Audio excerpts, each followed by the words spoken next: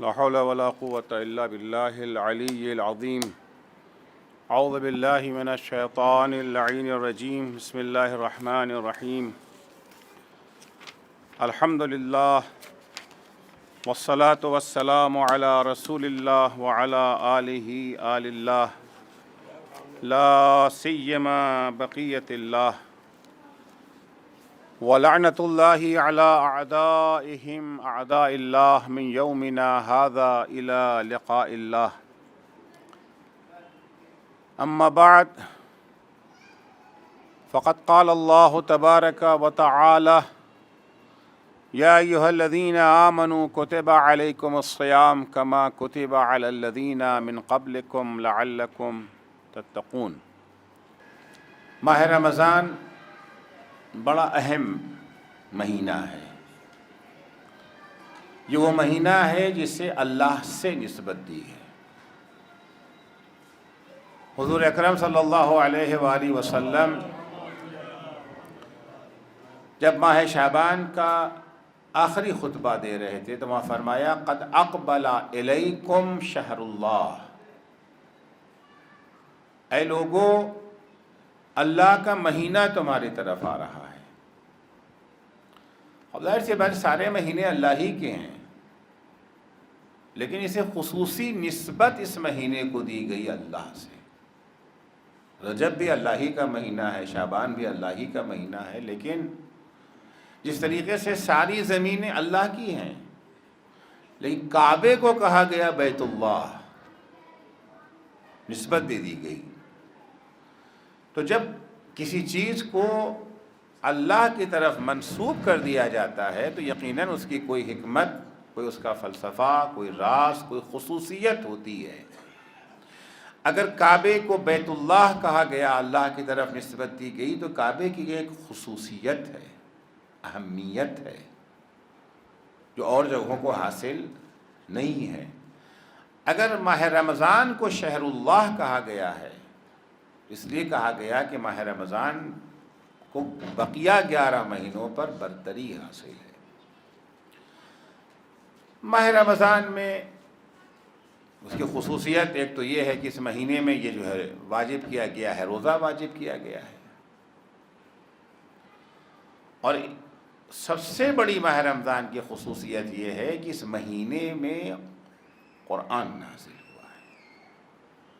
شہر رمضان الذی انزل فیہ القرآن. روزہ جس مہینے میں واجب کیا گیا ایک ایسا عمل ہے، ایک ایسی عبادت ہے جو آج گئے گزرے دور میں بھی مسلمانوں کے درمیان اس کو اہمیت دی جاتی ہے. سب نہ صحیح ایک بڑی اکثریت روزہ رکھتی ہے.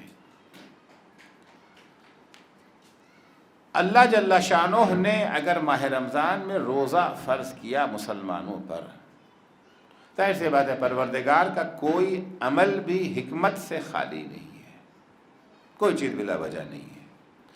اب وہ سبب ہمارے سمجھ میں آئے یا نہ آئے، ریزن ہم سمجھیں یا نہ سمجھیں، ڈاکٹر نے ہمیں کہہ دیا کہ یہ ٹیبلٹ کھا لیں، یہ کیپسول کھا لیں، یہ انجیکشن لگوا لیں، شاید ہمیں معلوم نہ ہو کہ اس انجیکشن کی خاصیت کیا ہے، اس ٹیبلٹ کی کیا خاصیت ہے، اس سیرپ کی کیا خاصیت. اگر ہے خاصیت ہے تبھی تو ڈاکٹر نے کہا ہے نا، ہمیں نہیں معلوم.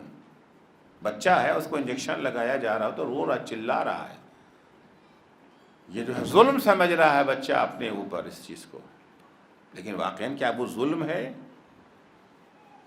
یا یہی اس کے لیے بہتری ہے، اسی میں اس کی مصلحت. اسی طریقے سے اللہ جل شانہ نے جتنی چیزیں ہم پر واجب قرار دی ہیں یا جو چیزیں ہم پر حرام قرار دی ہیں، ہو سکتا ہے کہ ہم، چونکہ ہماری مثال اسی بچے کی ہے نا، ہمیں مصلحتوں کا علم نہیں ہے. ہم یہ جو ہے بلبلا اٹھتے ہیں، ارے بتائیے مئی جون کی گرمی کہاں اور روزہ کہاں. ہم ان مصلحتوں سے واقف نہیں ہیں. امام رضا علیہ السلام کی حدیث ہے کہ وجدت المحرم من الاشیاء لا حاجت للعباد الیہ بل وجدته مفسدا والداعیا الى الہلاک والفنا. جتنی چیزیں اللہ نے حرام قرار دی ہیں ہمارے اوپر، ہم نے ایک ایک چیز کا جائزہ لیا ہے۔ ایسی بات ہے، ہمارے اندر تو وہ علم و صلاحیت نہیں ہے نا کہ ہم احکام کی گہرائی تک پہنچ سکیں، مگر امام علیہ السلام کا علم، ایک ایک چیز جسے اللہ نے حرام قرار دیا ہے ان سب کا ہم نے گہرائی سے جائزہ لیا ہے۔ جتنی چیزیں حرام ہیں ان میں سے ایک بھی چیز ایسی نہیں ہے جس کی انسانی زندگی میں ضرورت ہو۔ کچھ چیزیں ہیں نا کہ حیات انسانی کے لیے وہ مفید ہیں، ضروری ہیں، ان میں سے ایک چیز بھی اگر اللہ نے غیبت کو حرام قرار دیا ہے، اگر اللہ نے جھوٹ کو حرام قرار دیا ہے، تہمت کو حرام قرار دیا، شراب کو حرام قرار دیا، وغیرہ وغیرہ، ان میں سے ایک چیز بھی ایسی نہیں ہے جو انسانی زندگی کے لیے جس کی ضرورت ہو، انسان کی زندگی کی ارتقاء کے لیے جس کی ضرورت ہو، بقا کے لیے جس کی ضرورت ہو۔ یہی نہیں بل وجدناہ مفسدا وداعیا الی الہلاک والفناء، بلکہ یہ جتنی چیزیں بھی اللہ نے حرام قرار دی ہیں ہم نے ان سب کو گہرائی سے تحقیق کیا، جائزہ لیا، یہ سب کے سب فاسد ہیں اور انسان کو ہلاکت اور تباہی کی طرف لے جانے والی ہیں۔ اسی طریقے سے جن چیزوں کو اللہ نے واجب قرار دیا ہے، یہ ساری چیزیں وہ ہیں جس میں انسان کی زندگی کی ارتقاء چھپی ہوئی ہے، انسان کی ترقی اسی سے وابستہ ہے، ان واجبات سے۔ بہرحال ان میں سے ایک چیز جو ہے وہ روزہ ہے۔ میں روزے کے سلسلے میں کچھ عرض کرنا چاہوں گا۔ تو جتنا بھی خدا کا حکم ہے، جتنے بھی اس کے فرامین ہیں، حکمت اور مصلحت سے خالی نہیں ہے، چاہے وہ ہماری سمجھ میں آئے یا ہماری سمجھ میں نہ آئے۔ جب اللہ نے روزہ ہم پر واجب کیا ہے تو اس کا بھی ایک فلسفہ ہے، اس کی بھی ایک مصلحت ہے، اس کی بھی ایک حکمت ہے۔ اللہ صرف یہ نہیں چاہتا کہ ہم بھوکے مریں۔ کل بھی مجلس میں نے اشارہ کیا تھا کہ اللہ کے ہاں اسٹاک کی کمی نہیں ہے، لوڈ شیڈنگ کی ضرورت نہیں ہے یہاں کے اوپر کہ ایک مہینہ لوگوں کو بھوکا رکھو تاکہ تھوڑا بیلنس ہو جائے۔ ہمیشہ بھوکے رہنے سے بہتر ہے کہ ایک مہینہ بھوکے رہ لیں۔ نہیں، وہاں اللہ ہمیں بھوکا نہیں رکھنا چاہتا، لیکن اگر بھوکا رکھ رہا ہے تو اس کا کوئی اس کی حکمت ہے، کوئی اس کا جو ہے مقصد ہے۔ ہم جب حدیثوں اور آیتوں کا جائزہ لیتے ہیں کہ مقصد روزہ کیا ہے، آیا صرف بھوکا رہنا ہی یا اس کے پیچھے کوئی حکمت ہے، کوئی راز ہے، اور پھر ہمیں یہ دیکھنا ہے کہ وہ حکمت حاصل ہوئی کہ نہیں ہوئی۔ روزہ تو رکھ لیا، لیکن جس مقصد کے تحت روزہ، ایک دفعہ نہیں، دوڑنا ہی مقصد ہے، بھوکے رہنا ہی مقصد ہے تو ٹھیک ہے، بھوکے رہ لیے، مقصد پورا ہو گیا۔ لیکن بھوکے رہنا مقصد نہیں ہے، اس کے پیچھے بھوکا رہنا ایک ذریعہ ہے اس مقصد تک پہنچنے کے لیے۔ اگر مقصد تک پہنچ گئے تو کامیاب، ورنہ ناکام۔ بہت سارے مقاصد ہیں، بہت سارا اس کا فلسفہ ہے، بہت ساری حکمتیں ہیں۔ میں چند ایک کی طرف جتنا وقت ہمارا اجازت دے گا اس کو بیان کرنے کی کوشش کروں گا۔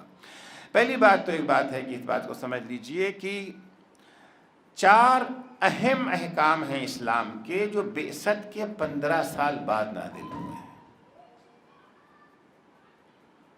بعثت پیغمبر کے 15 سال کے بعد یہ 4 اہم احکام آئے ہیں۔ جہاد بہت اہم حکم ہے، بعثت کے 15 سال بعد حکم آیا۔ زکوٰۃ بعثت کے 15 سال کے بعد حکم زکوٰۃ آیا، 15 سال تک زکوٰۃ واجب نہیں تھی۔ خمس السلام بعثت کے 15 سال کے بعد واجب ہوا۔ روزہ بھی بعثت کے 15 سال کے بعد واجب ہوا۔ 13 سالہ زندگی میں مکے میں روزہ واجب نہیں تھا، جہاد واجب نہیں تھا، خمس واجب نہیں تھا، زکوٰۃ واجب نہیں تھی۔ 15 سال کے بعد یہ حکم جو ہے وہ نازل ہوا ہے۔ اتنی تاخیر سے اس کو 15 سال کی تاخیر سے واجب کیا گیا کیونکہ یہ دونوں کا تعلق جو ہے مال اور جان سے ہے۔ چاروں چیزیں جو ہیں، خمس اور زکوٰۃ کا تعلق مال سے ہے، اور روزے اور جہاد کا تعلق جان سے۔ انسان نہ مال دینا چاہتا ہے نہ جان دینا چاہتا ہے، آسانی سے اس حکم کو قبول کروا لینا مال لینے کے لیے یا جان لینے کے لیے۔ لہذا پہلے جب ایمان کی بنیادیں مضبوط ہو گئیں تب مال اور جان کی بات آئی کہ مال بھی دو اور جان بھی دو۔ شروع میں کوئی تذکرہ نہیں تھا اس بات کا۔ بہرحال یہ سبق ہم لوگوں کے لیے بھی ہے کہ اگر کسی کی اصلاح کرنا چاہتے ہیں کسی جگہ پر تو فوراً مال اور جان کو خطرے میں نہ ڈالیں۔ اگر پہلے ہی مرحلے میں لوگوں سے مال اور جان کا تقاضا کرنے لگیں گے تو آپ کو ساتھی ملنا بہت مشکل ہو جائیں گے۔ کسی کو آپ اسلام کی طرف راغب کرنا چاہتے ہیں، فوراً ہی کہیں خمس نکالو، پہلے ہی حکم کیا، ابھی تو اس نے صحیح طریقے سے دین کو سمجھا نہیں، اسلام کو سمجھا نہیں، پہلے ہی مرحلے میں آپ اس سے کہیں خمس نکالو، زکوٰۃ ادا کرو، یہ چندہ دو، فلاں جگہ کے اوپر ڈونیشن پیش کرو۔ اگر اس طرح کی چیزیں ہونے لگیں گی تو عین ممکن ہے کہ وہ ہمارا ساتھ چھوڑ دیں۔ 15 سال تک ایمانی اور اعتقادی بنیادوں کو مضبوط، جب ایمان اور اعتقاد کی بنیاد مضبوط ہو جاتی ہے پھر انسان کے لیے نہ مال دینا مشکل ہوتا ہے نہ جان دینا مشکل۔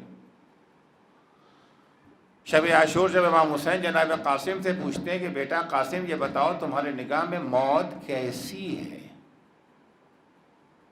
کیا جواب دیا؟ احلی من العسل، شہد سے زیادہ شیریں۔ یا اپنے اصحاب سے جب کہتے ہیں کہ یہ ہمارے خون کے پیاسے ہیں تم چلے جاؤ، یہ تمہیں نہیں بولیں گے،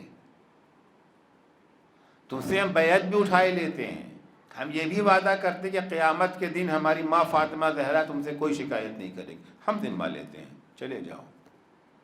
اچھا ہمارے سامنے نہیں جانا چاہتے لوگ شمع بجھا دیتے ہیں۔ جب دوبارہ شمع جلائی گئی تو منظر کیا تھا؟ تلواریں نیام سے نکلی ہوئی ہیں، گلے پر رکھے ہوئے ہیں، مولا حکم دیجئے تو اپنا سر کاٹ کے آپ کے قدموں پہ رکھ دیں۔ یہ جذبہ کہاں ہے؟ یہ جذبہ ایک دن میں آنے والا نہیں ہے۔ یہ جذبہ اس لیے تھا کہ ایمانی بنیادیں مضبوط ہو چکی تھی۔ جب تک ایمانی بنیادیں مضبوط نہیں ہوں گی نہ کوئی مال قربان کرنے کو تیار ہوگا نہ کوئی جان قربان کرنے کو تیار۔ آج کرپشن بڑھتا ہی جا رہا ہے نا، گھٹنے کے بجائے کرپشن، نعرے بہت لگتے ہیں، الیکشن کا مدعا یہی ہوتا ہے کرپشن۔ بی جے پی آئی تھی اسی مدعے کو لے کے آئی تھی نا کانگریس کے خلاف، کانگریس کرپٹ ہے، کرپشن میں ڈوبی ہوئی ہے، ہمیں لائیے، ہم آپ کو یہ جو ہے وہ کرپشن فری ملک دیں گے۔ ہو گیا، ختم ہو گیا کرپشن، گھٹ گیا کرپشن، بڑھ گیا کرپشن۔ کیوں بڑھ گیا؟ مال کا معاملہ ہے نا بھائی، مال آسانی سے کون چھوڑتا ہے؟ رشوت اگر آسانی سے مل رہی کون چھوڑے گا؟ وہ چھوڑ سکتا ہے جس کی ایمانی بنیادیں مضبوط ہو چکی۔ بہرحال تو یہ 4 حکم ہیں اسلام کے علیہ السلام جو بعثت پیغمبر کے 15 سال بعد، کل پیغمبر کی یہ جو ہے رسالت کا دور ہے 23 برس کا، 13 سال مکے کا اور 10 سال مدینے کا، ٹوٹل ہے 23 برسوں میں سے 15 سال تک یہ احکام نہیں تھے۔ نہ حکم روزہ ہے، نہ حکم جہاد ہے، نہ حکم زکوٰۃ ہے اور نہ حکم خمس ہے۔ جب اللہ نے روزے کو واجب کیا تو جو قرآن کی آیت نازل ہوئی کہ شہر رمضان الذی انزل فیہ القرآن ہدی للناس وبینات من الہدی والفرقان، رمضان کا مہینہ وہ مہینہ ہے جس میں اللہ نے قرآن کو نازل کیا ہے۔ یہ قرآن لوگوں کے لیے ہدایت و رہنمائی ہے اور ہدایت کی نشانیاں ہیں اور حق و باطل میں تمیز کرنے کا سلیقہ سکھاتا ہے قرآن مجید۔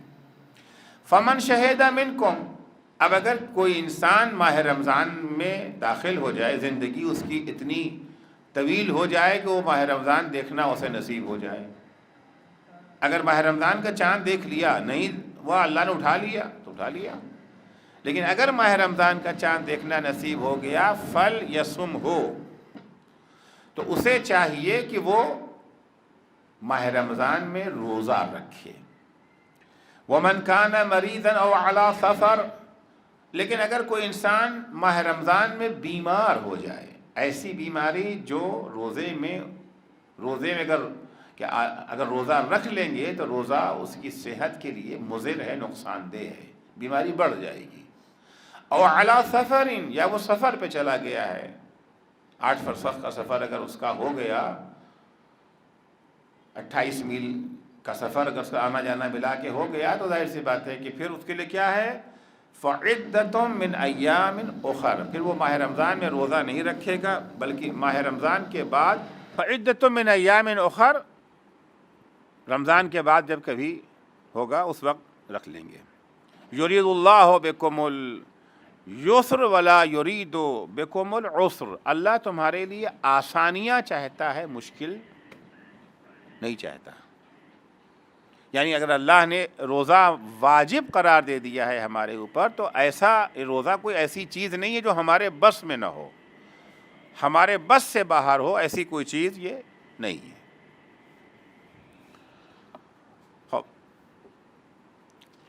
اس روزے کی اہمیت کتنی ہے؟ واجب تو روزہ ہے, مگر اس واجب کی اہمیت کیا ہے؟ حضور اکرم حضرت محمد مصطفیٰ صلی اللہ علیہ وآلہ وسلم فرماتے ہیں کہ الصائم فی عبادت وإن كان على فراشه ما لم یغتب مسلما. حضور فرماتے ہیں کہ روزے دار جب روزہ رکھ, دیکھیے نماز ہم پڑھتے ہیں ہم حالت عبادت میں کتنی دیر, 10 منٹ, 15 منٹ, 20 منٹ. حج کے لیے بھی جاتے ہیں تو جس وقت طواف کر رہے ہوتے ہیں اس وقت ہم حالت عبادت میں ہیں, اس کے بعد حالت عبادت میں نہیں ہے. لیکن روزے دار جتنی دیر روزہ رکھتا ہے, 17 گھنٹہ 18 گھنٹہ, جتنا لمبا روزہ ہوگا اتنی ہی عبادت زیادہ ہوگی. الصائم فی عبادہ, روزے دار عبادت کے عالم میں رہتا ہے. وَإِن كَانَ عَلَى فِرَاشِهِ, چاہے وہ اپنے بستر پر سو ہی کیوں نہ رہا ہو, سو رہے ہیں تب بھی عبادت میں ہے. روزہ رکھ کر کے اگر نیند آ گئی ہے, اب تک کل میں نے مجلس سے بھی عرض کیا تھا کہ سونا بھی عبادت ہے, سونا ہی عبادت نہیں ہے. بعض لوگ کہتے ہیں ٹھیک ہے جب سونا عبادت ہے تو بقیہ کام چھوڑ کر کے سو جاتے ہیں. نہیں, اگر سو گئے, تھک کر کے سو گئے ہیں تو سونا بھی عبادت کا. بس ایک شرط ہے, روزہ رکھنے کے بعد ہم حالت عبادت میں ہیں, شرط یہ ہے کہ ما لم یغتب مسلما, کسی مسلمان کی غیبت نہ کرے. اگر روزہ رکھ کر کے مسلمان کی غیبت کرنے لگے, عبادت ختم ہو گئی, پھر یہ عبادت نہیں رہ جائے گی. لہذا روزہ صرف کھانا پینا چھوڑ دینے کا نام نہیں ہے. تو ایک اہمیت روزے کی کیا ہو گئی کہ جس وقت ہم روزہ رکھے ہوئے ہیں, پورا یہ ٹائم سحر سے لے کر کے افطار تک, سحر سے لے کر کے افطار تک ہم عبادت میں ہیں. جاب کر رہے ہیں, عبادت کر رہے ہیں, سو رہے ہیں, عبادت کر رہے ہیں, کسی کے یہاں جا رہے ہیں, عبادت کر رہے ہیں, حتی حلال تفریح کر رہے ہیں. حرام تفریح کی بات نہیں کر رہا, حلال تفریح بھی اگر کر رہے ہیں وہ بھی ہم عبادت کر رہے ہیں. اس کے بعد جب افطار کرتے ہیں وہ بھی ہمارے لیے عبادت کا حصہ بن جاتا ہے. امام جعفر صادق علیہ الصلوۃ والسلام فرماتے ہیں کہ للصائم فرحتان, فرحت عند الافطار و فرحت عند لقاء ربہ, روزہ رکھنے والے کو 2 خوشی ملے گی. روزہ رکھنے والے روزے دار کے لیے دو خوشی ہے. ایک خوشی تو اس وقت ہے جب وہ روزہ کھولتا ہے، افطار کے وقت. ظاہر سی بات ہے بھوک کے بعد کھانے کا تو مزہ ہی کچھ اور ہوتا ہے. بھرے پیٹ اگر آپ کھانا کھائیں تو وہ مزہ اور ہے، اور اگر بھوک چمکی ہوئی ہو. خیر یہ تو چھوٹی سی بات ہے. دو خوشی ہے. ایک خوشی کب ہے؟ جب انسان افطار کرتا ہے، اور ایک خوشی تب ملے گی جب انسان قیامت کے دن اپنے پروردگار کے حضور میں پیش کیا جائے گا. جس وقت انسان کو ایسے اعمال کی ضرورت ہوگی جو قیامت کی سختیوں سے اسے چھٹکارا دلا سکے، جو اسے جنت تک پہنچا سکے. روزہ انسان کو یہی خوشی عنایت کرے گا. امام جعفر صادق علیہ الصلوۃ والسلام ہی کی ایک دوسری حدیث امام فرماتے کہ من صام للہ یوما فی شدت الحر، آج کے زمانے کی حدیث ہے، جو انسان گرمی کے زمانے میں، شدید گرمی کے زمانے میں روزہ رکھتا ہے، جو آج کل موسم میں آئے گا. من صام للہ یومن، جو ایک دن شدید گرمی کے زمانے میں روزہ رکھتا ہے اللہ کے لیے، دکھاوے کے لیے نہیں. اگر بعض لوگ روزہ رکھ لیتے ہیں، ہاں روزہ رکھ لو بھائی تھوڑا ویٹ گھٹ جائے گا، صحت کے لیے اچھا ہے. یقیناً روزہ صحت کے لیے بھی مفید ہے، مگر آپ روزہ کس لیے رکھ رہے ہیں؟ اس لیے رکھ رہے ہیں تاکہ صحت آپ کی بن جائے، یا آپ اس لیے رکھ رہے ہیں کہ اللہ آپ سے راضی ہو جائے؟ للہ. اگر اللہ کے لیے آپ نے روزہ رکھا ہے، فَأَصَابَهُ ظَمَأٌ، شدید گرمی جب ہے تو پیاس تو لگے ہی گی. شدید گرمی میں روزہ رکھا اللہ کے لیے، پیاس لگنے لگی. وَكَّلَ اللَّهُ عَزَّ وَجَلَّ بِهِ أَلْفَ مَلَكٍ يُمَسِّحُونَ وَجْهَهُ وَيُبَشِّرُونَهُ. اللہ، گرمی لگ رہی ہے، پسینے سے شرابور ہو گئے، اللہ 1000 فرشتوں کو ڈیوٹی پہ لگا دیتا ہے کہ جاؤ میرے اس بندے کا پسینہ پوچھو اور اسے خوشخبری دے دو، اسے بشارت دے دو. کس چیز کی بشارت دے دو؟ بشارت دے دو قیامت کا دن اس کے لیے آسان بن جائے گا. بشارت دے دو کہ اسے خدا بہشت عطا کرے گا.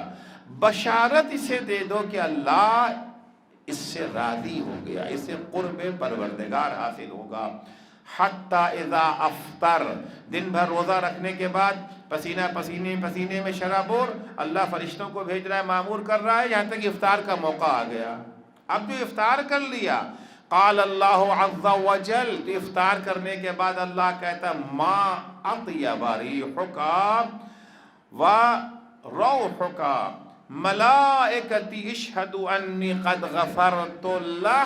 جب دن بھر روزہ رکھنے کے بعد روزہ دار افطار کرنے کے لیے بیٹھتا ہے تو اللہ کہتا ہے اے روزے دار، مجھے تیرے دہن کی خوشبو بھی پسند ہے. کتنی اچھی خوشبو تیرے بدن سے آ رہی ہے. اے میرے فرشتوں، گواہ رہنا کہ میں نے اس کے سارے گناہ معاف کر دیے. قد غفرت لہ. افطار کے موقع پر خدا فرشتوں سے کہتا ہے کہ ہم نے اس کے سارے. تو یہ تو روزے کی اہمیت تھی. اب مسئلہ وہی ہے کہ یہ روزے کو اتنی اہمیت کیوں دی گئی ہے، روزے کے فوائد کیا ہیں، اس کی حکمتیں کیا ہیں. ایک روزے کا جو فلسفہ ہے، ایک جو روزے کی حکمت ہے، ایک جو روزے کا فائدہ ہے، وہ کیا ہے؟ وہ ایک دوسرے سے ہمدردی اور جو ہے مواسات، ایک دوسرے کے دکھ درد میں شریک ہو جانا. عرض کیا کہ اللہ اگر آپ کو، اللہ کے کوئی آپ سے دشمنی نہیں ہے کہ آپ کو بھوکا رکھنا چاہ رہا ہے. آپ کو بھوکا رکھ کر کے بھوکوں کی بھوک میں شریک قرار دینا چاہا ہے، بھوکوں کی بھوک کا احساس دلانا چاہا ہے. بھوک میں کیا تکلیف ہوتی ہے اس سے وہ واقف ہو جائیں جن کے یہاں ماشاءاللہ کھانا ہر وقت ٹیبل ہمیشہ سجا ہی رہتا ہے. جو بھوکے ہونے کے بعد کھانا نہیں کھاتے ہیں، تفنناً کھانا کھاتے ہیں. تفنن کھانا کھاتے ہیں، کیونکہ ٹیبل پہ ان کے یہ جو ہے ڈرائی فروٹ بھی رکھا ہے اور فلاں فروٹ رکھا ہے، مٹھائیاں رکھی ہیں، کیک رکھی ہے، پیسٹری رکھی ہے، ادھر سے گھومتے آئے انگور اٹھا لیا، ادھر سے گھومتے آئے سیب اٹھا لیا، ادھر سے گھومتے آئے کیلا اٹھا لیا، ادھر سے فلاں ادھر سے فلاں، تو ان کو بھوک کہاں لگتی ہے؟ اور ذرا سا بھی بھوک کا احساس ہوا فوراً کھانا مل گیا۔ تو بھوک میں انسان کو تکلیف ہوتی ہے، اس کا احساس نہیں ہو پاتا۔ جب ان کے دروازے پر کوئی سائل آتا ہے اور آ کے کہتا ہے کہ میرے بچے 2 وقت سے بھوکے ہیں، تو انہیں سمجھ میں نہیں آتا کہ تو کیا ہوا بھوکے ہیں تو بھوک میں کتنی تکلیف ہوتی ہے، انہیں احساس ہی نہیں ہو پاتا۔ اور جب احساس نہیں ہوتا تو انہیں اس کے اوپر رحم بھی نہیں آتا۔ رحم تو تبھی آئے گا نا جب مشکل کا احساس ہو جائے۔ لہذا امام جعفر صادق علیہ السلام فرماتے ہیں کہ العلۃ فی الصیام لیستوی بہ الفقیر والغنی، روزے کا ایک فلسفہ، روزے کا ایک فائدہ یہ ہے کہ اللہ یہ چاہتا تھا کہ غریب اور مالدار دونوں بھوک کے احساس میں برابر ہو جائیں۔ جب بھوک کا احساس ہوگا امیر کو تو اس کے غریب کے اوپر رحم آئے گا اور اس کی مدد کرے گا، بھوکوں کے بھوک مٹانے کی کوشش کرے گا۔ تو ایک فلسفہ کیا ہے؟ فلسفہ روزے کا یہ رکھا گیا تھا کہ ہمیں دوسروں کی بھوک کا احساس ہو سکے۔ اگر روزہ واجب ہی نہ ہوتا تو کبھی بھی امیر کو بھوک کا پتہ چلتا ہی نہیں کہ بھوک میں کتنی تکلیف ہوتی ہے۔ جب مئی جون کا 16-17 گھنٹے کا روزہ رکھیں گے تو پتہ چلے گا کہ بھوک میں کتنی تکلیف ہوتی ہے۔ دوسرا جو فلسفہ، دوسری حکمت، دوسری مصلحت جو روزے کی ہے وہ یہ ہے کہ روزہ انسان کی جہاں روح کو سالم بناتا ہے وہیں جسم کو بھی سالم بناتا ہے۔ روزہ صحت جسم کا سبب ہے۔ حدیث ہے صوموا تصحوا، روزہ رکھو تمہاری صحت بہتر ہو جائے گی۔ کیسے صحت؟ دیکھیے البتہ آپ سب حضرات اس سے واقف ہیں کہ اکثر افراد وہ ہیں کہ جو جتنی غذا وہ کھاتے ہیں، جتنی کیلوری وہ لیتے ہیں، وہ ساری کی ساری کیلوری سے جو ہے وہ برن نہیں ہو پاتی ہے۔ بہت ساری کیلوری وہ ہوتی ہے جو چربی کی شکل میں ہمارے بدن میں تھوڑا تھوڑا کر کے اس اضافہ ہوتا رہتا ہے، بڑھتی رہتی ہے عام طور سے۔ تو کچھ چربی بدن میں باقی رہ جاتی ہے جو ہضم نہیں ہوتی ہے۔ البتہ جب بھوک کا زور بڑھتا ہے تو یہ چربی پگھل جاتی ہے اور سانس کے ذریعے یہ چربی یہ جو ہے باہر چلی جاتی ہے، دفع ہو جاتی ہے سانس کے ذریعے۔ اسی لیے آپ دیکھیں گے کہ روزے دار کی زبان زرد ہو جاتی ہے، ایک زرد مادہ زبان کے اوپر آ جاتا ہے۔ یہ زرد مادہ وہی ہے جو بدن کی جلی ہوئی چربی سانس کے راستے سے باہر جا رہی ہے۔ تو روزے کا ایک طبی فائدہ عرض کیا کہ ہمیں روزہ اس لیے نہیں رکھنا ہے کہ ہمیں صحت آ جائے، اس کا ضمنی فائدہ ہے۔ اس کا کیا ہے؟ یہ روزہ تو ہم رکھ رہے ہیں، حکم خدا ہے، اس کی تعمیل کے لیے روزہ ہم رکھ رہے ہیں۔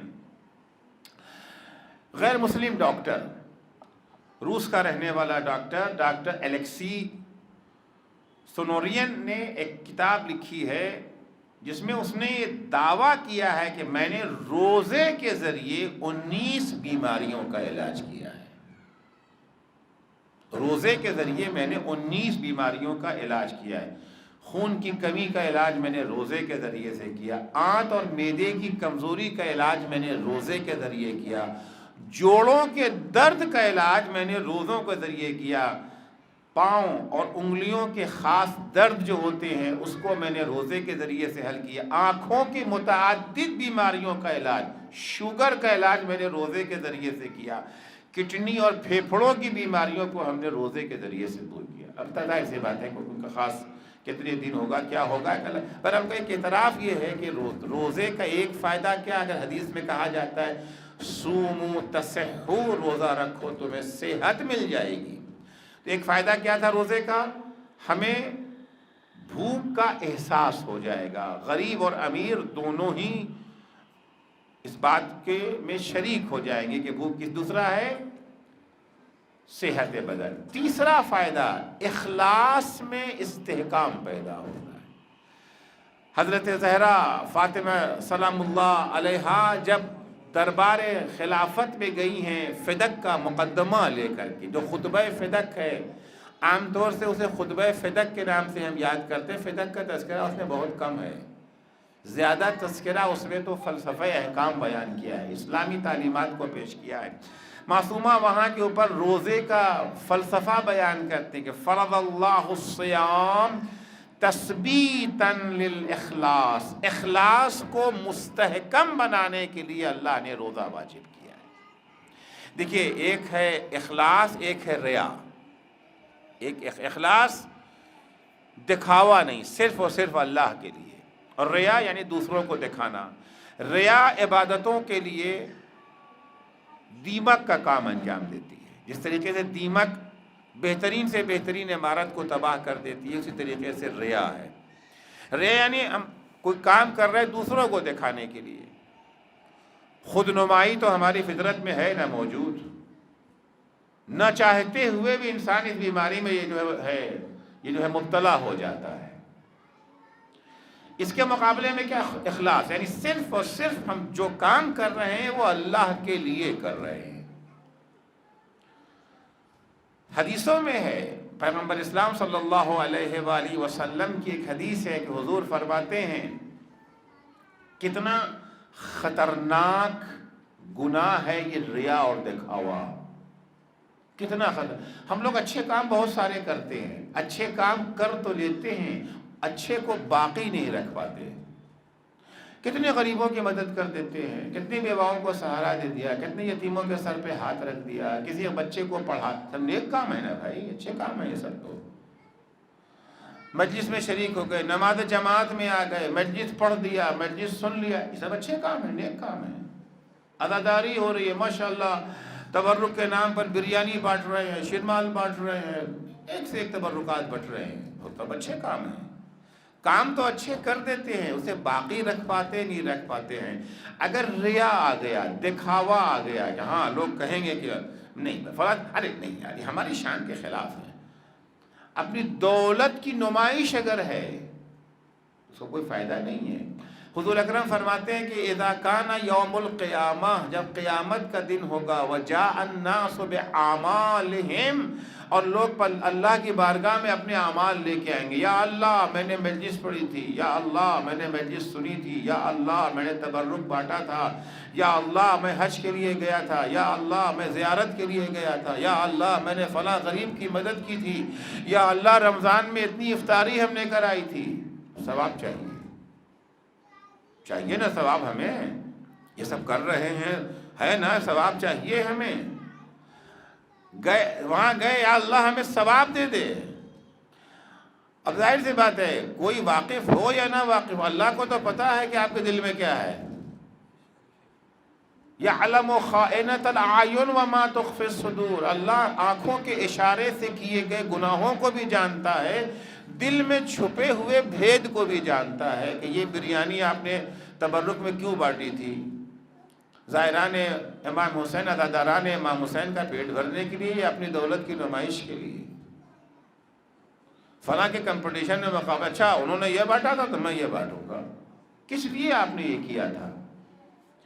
اگر ریا گئے اللہ کے پاس، اللہ نے کہا کہ تم نے ہمارے لیے تو نہیں کیا تھا۔ اذهبوا الى الذين كنتم تراؤون، جاؤ انہی سے اس کا ثواب مانگو، بدلہ مانگو، جنہیں دکھانے کے لیے تم نے یہ سارا کام کیا تھا۔ تو بڑا خطرناک گناہ ہے یہ ریا۔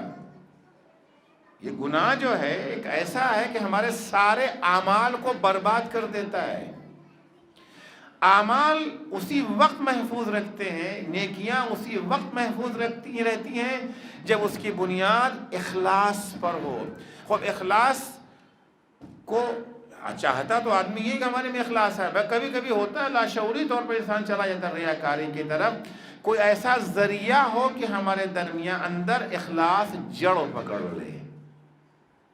معصومہ فرماتی ہیں کہ وہ چیز روزہ ہے۔ اگر انسان روزہ رکھے گا تو روزہ ایک ایسی چیز ہے کہ جو انسان کو اخلاص کے راستے پہ لے جاتا ہے۔ کیونکہ دیکھیے ہر عمل میں دکھاوا ممکن ہے سوائے روزے کے۔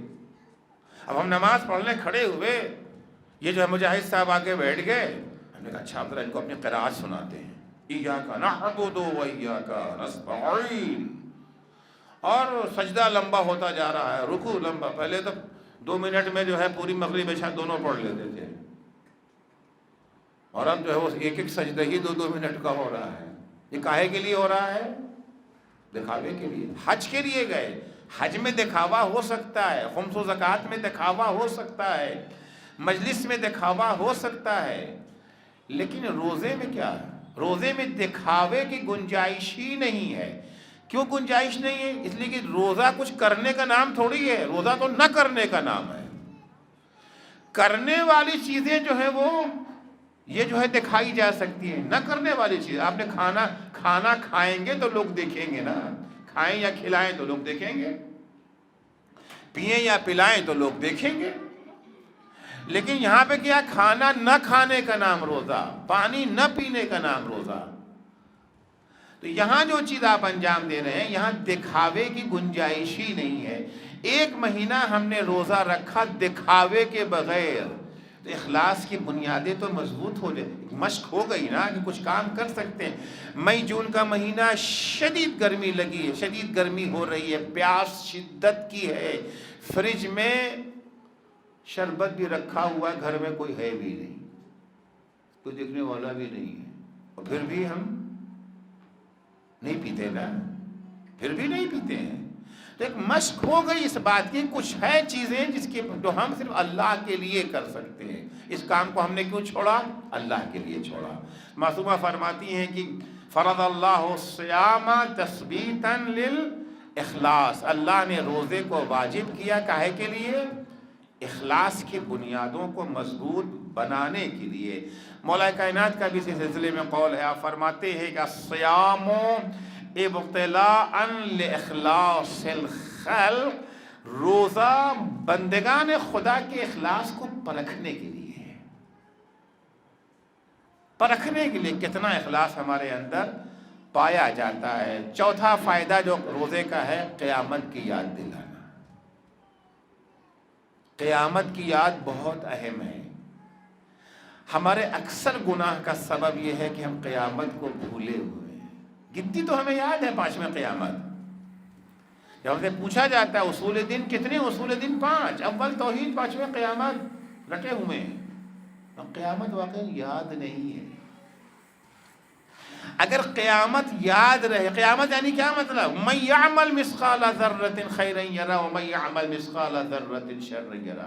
قیامت وہ دن ہے جو ذرہ برابر بھی اچھا کام کرے گا اسے اس کا انعام ملے گا، ذرہ برابر بھی اگر برا کام کیا، کسی کو بیجا گھور کے دیکھ بھی لیا تو اس کی بھی سزا ملے گی، اور اگر کسی کو 2 پیسہ بھی دے دیا ہے، اللہ اس کا بھی جو ہے انعام دے گا، بدلہ دے گا۔ یہ یاد اگر ہمیں رہے تو انسان جو گناہ نہیں کرے کس لیے کرے گا؟ ہم آج بھی اگر ہمیں سزا کا یقین ہو جاتا ہے تو ہم کہاں جرم کرتے ہیں؟ اینٹی کرپشن بیورو والے اگر آ کر کے کیمرہ لگا کے چلے جائیں وہاں کے اوپر، 1 کروڑ کی رشوت بھی لا کے کسی افسر کو دے گا تو لے گا۔ 10 روپیہ نہ چھوڑنے والا افسر 1 کروڑ کو بھی ہاتھ نہیں لگاتا۔ کب؟ جب پکڑے جانے کا۔ اگر ہمیں پکڑے جانے کا یقین ہو جائے، قیامت پر عقیدے کا مطلب تو یہی ہے نا کہ وہاں پر کیا ہے؟ پکڑے جائیں گے۔ امام فرماتے ہیں کہ روزے کا ایک مقصد کیا ہے؟ قیامت کی یاد دلاتے رہنا۔ اگر قیامت کی یاد ہمارے دلوں میں بیٹھ جائے، جرائم اور کرائم کا خاتمہ ہو جائے گا۔ رسول اکرم فرماتے ہیں اذکروا بجوعکم وعطشکم فیہ جوع یوم القیامہ وعطشہ۔ روزے میں اگر کھانا نہیں کھاتے ہو، روزے میں اگر پانی نہیں پیتے ہو، اگر بھوکے ہو، اگر پیاسے ہو، تو روزے کی بھوک اور پیاس کے ذریعے سے قیامت کی بھوک اور پیاس کو یاد کرو کہ قیامت کا وہ دن ہوگا کہ پیاس سے زبانیں باہر نکل رہی ہوں گی۔ پیاسے رہ لیے نا 16-17 گھنٹہ، پتہ تو چل گیا کہ پیاس کتنی خطرناک ہوتی ہے۔ مئی جون کے روزے میں 16-17 گھنٹہ پیاس سے رہنے سے اندازہ تو ہو گیا نا کہ پیاس کتنی خطرناک چیز ہے. یہ تو 15-16 گھنٹے کی دنیاوی پیاس ہے. آخرت کی پیاس کو یاد کرو. جب آخرت کی پیاس انسان کو یاد آ جائے گی تو پھر آخرت کے لیے پانی کا بھی انتظام کرے گا نا. وہ عمل انجام دے گا کہ حوض کوثر اسے نصیب ہو سکے جہاں اس کی پیاس بجھ جائے. قیامت کی اہمیت کے سلسلے میں پیغمبر اسلام صلی اللہ علیہ وآلہ وسلم فرماتے ہیں کہ لو کنتم توقنون بخیر الآخرۃ وشرها لآثرتم طلب الآخرہ کما توقنون بخیر الدنیا وشرہ. جس طرح سے تمہیں دنیا کے نفع اور نقصان پر یقین ہے ویسا ہی یقین اگر تمہیں قیامت کے نفع اور نقصان پر ہو جاتا تو تم ہمیشہ دنیا کو مؤخر کرتے آخرت کو مقدم کرتے. جب کبھی کوئی گناہ کا موقع آ جاتا، خود ظاہر سے بات ہے جب گناہ کرتے ہیں تو تھوڑی دیر کے لیے دنیا میں مزہ تو ملتا ہے، اس میں تو کوئی شک نہیں ہے. ہر گناہ میں دنیا میں تھوڑا مزہ تو ملتا ہے. رشوت لیا تو مزہ ملا، جھوٹ بولا تو مزہ ملا، غیبت کیا تو مزہ ملا. جتنے بھی گناہ ہیں سب میں کہیں نہ کہیں ہمیں تھوڑا سا مزہ مل ہی جاتا ہے. لیکن اس کے مقابلے میں جو سزا ہے آخرت کی، جیسے ہمیں دنیا کے نفع و نقصان پہ یقین ہے اگر ویسا ہی یقین ہمیں آخرت کے نفع و نقصان پہ ہے. ہم کبھی وہ گناہ انجام نہیں دیں گے. میں ایک آخری چیز بیان کر کے گفتگو کو تمام کروں. آخری اور اہم جو فلسفہ روزے کا ہے وہ ہے ہمارے اندر تقوی پیدا کرنا. یا ایھا الذین آمنوا کتب علیکم الصیام کما کتب علی الذین من قبلکم لعلکم تتقون. تم پر روزہ فرض کیا گیا ہے کاہے کے لیے؟ تاکہ تمہارے اندر تقوی یعنی گناہ سے بچنے کی صلاحیت پیدا ہو جانا. تقوی کا مطلب پھٹے پرانے کپڑا پہننا نہیں ہے. تقوی کا مطلب جو ہے وہ پیشانیوں پر تیوریاں چڑھے رہنا نہیں ہے. تقوی کا مطلب روکھی سوکھی روٹی کھانا نہیں ہے. ممکن ہے کہ انسان روکھی سوکھی کھائے مگر تقوی نہ ہو اس کے اندر. ممکن ہے کہ انسان بہترین کھانا کھائے بہترین کپڑا پہنے اس کے باوجود اس کے اندر تقوی اس صلاحیت کا نام ہے جس کی بنا پر انسان پھر گناہ نہیں کرتا. تقوی یعنی اپنے نفس پر قابو پانے کی صلاحیت. دو چیزیں ہمارے سامنے ہیں. جھوٹ اگر بولیں گے تو مثال کے طور پر 1 لاکھ روپے کا فائدہ ہو جائے گا. سچ بولیں گے تو 1 لاکھ کا نقصان ہو جائے گا. اور نفس کیا کہتا ہے؟ نفس تو یہی کہتا ہے نا کہ 1 لاکھ لے لو بھائی، جھوٹ بول تو کوئی بات نہیں، چلتا ہے، 1 لاکھ کی بات ہے. روزہ انسان کے اندر وہ قوت پیدا کر دیتا ہے کہ نہیں، اگر جھوٹ خدا کو ناپسند ہے 1 لاکھ کیا 1 کروڑ بھی اگر مل رہا ہو تو ہم نہ لیں گے. نفس کا گلا گھونٹ دیتا ہے، کچل دیتا ہے نفس کو آدمی.